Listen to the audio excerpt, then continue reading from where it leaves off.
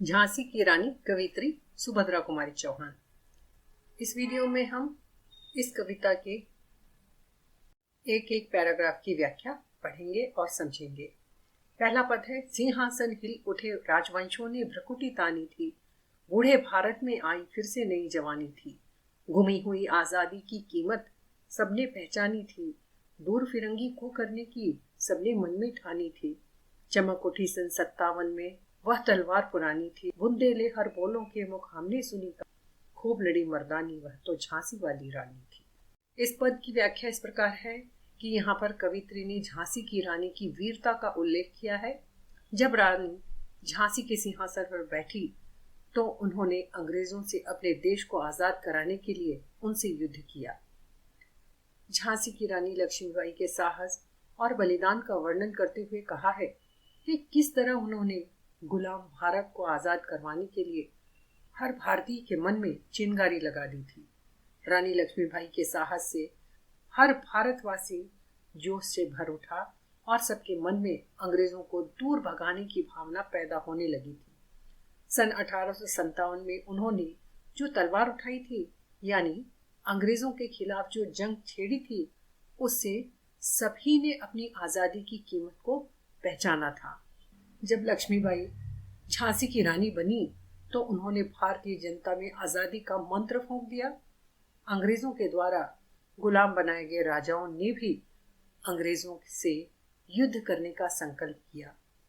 उन राजाओं या उन व्यक्तियों ने जो अंग्रेजों के जुल्म सहते सहते बूढ़े हो चुके थे, उन्हें भी अपनी आजादी की, अपनी स्वतंत्रता की कीमत पहचान में आने लगी थी।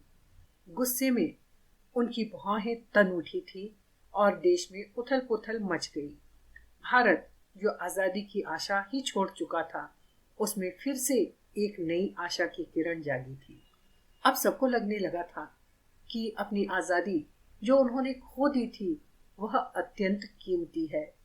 अब सबने भारत से अंग्रेजों को खदेड़ने का निश्चय कर लिया था। इस प्रकार सन 1857 में फिर से अतीत के गौरव की वह तलवार युद्ध में चमक उठी। इस कहानी को बुंदेलखंड के हर बोले अर्थात गवैये गाते थे कि झांसी की रानी ने अंग्रेजों के साथ कैसे पुरुषों की भांति जमकर युद्ध किया।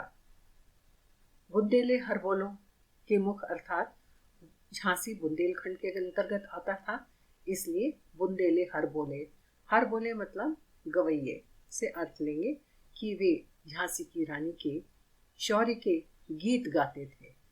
कानपुर के नाना की मुंह बोली बहन छबीली थी, लक्ष्मीबाई नाम, पिता की वह संतान अकेली थी।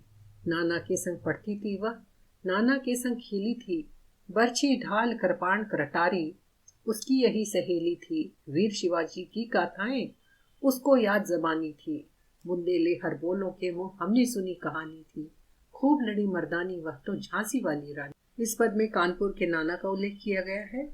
कानपुर के नाना साहब को बालाजी बाजीराव के नाम से भी संबोधित किया गया है और वे लक्ष्मीबाई की या मणिकर्णिका की वीरता और अदम्य साहस से बहुत प्रभावित थे और वे उन्हें प्यार से छबीली नाम से पुकारा करते।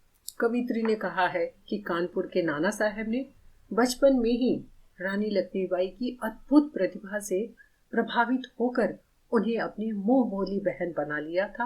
नाना साहब उन्हें युद्ध विद्या की शिक्षा भी दिया करते थे। लक्ष्मीबाई बचपन से ही बाकी लड़कियों से अलग थी। उन्हें गुड्डे गुड़ियों की बजाय तलवार, कृपाण, तीर और बर्छी चलाना अच्छा लगता था। लक्ष्मीबाई कानपुर के नाना साहब की मुंह बोली बहन थी। यह प्रश्न आपको छात्रों अलग अलग तरीके से आ सकता है कि लक्ष्मीबाई को छबीली कौन बुलाया करता था, लक्ष्मीबाई को छबीली नाम किसने दिया था, लक्ष्मीबाई किसकी मुंह बोली बहन थी, या कानपुर के नाना लक्ष्मीबाई को क्या कहकर बुलाते थे, या कानपुर के नाना साहब ने लक्ष्मीबाई को कौन सा नाम दिया था। तो इसी एक ही प्रश्न को कई तरीके से घुमाकर पूछा जा सकता है और पहले भी आपको परीक्षा में इस तरह के प्रश्न आए हुए हैं। आगे हम बढ़ते हैं कि उन्होंने बचपन में उनका नाम छबीली रखा था। लक्ष्मीबाई अपने पिता की इकलौती संतान थी। वह बचपन में नाना के साथ ही पढ़ती थी और उन्हीं के साथ खेलती भी थी। बचपन में भाला, तलवार और कटारों से खेलना उन्हें अच्छा लगता था। यही उनके खिलौने थे, यही उनकी सहेलियां भी थी। लक्ष्मीबाई बचपन से साहसी थी। वीर शिवाजी की वीरता की कहानियां तो जैसे उन्हें मुंह जबानी याद थी। वे इतनी प्रभावित थी, उन कहानियों को वे हमेशा पढ़ती रहती थी। यह कहानी बुंदेलखंड के हर बोले बड़े जोर शोर से गाते थे और लक्ष्मीबाई मर्दों की तरह अंग्रेजों से जान की बाजी लगाकर लड़ी थी। लक्ष्मी थी या दुर्गा थी, वह स्वयं वीरता की अवतार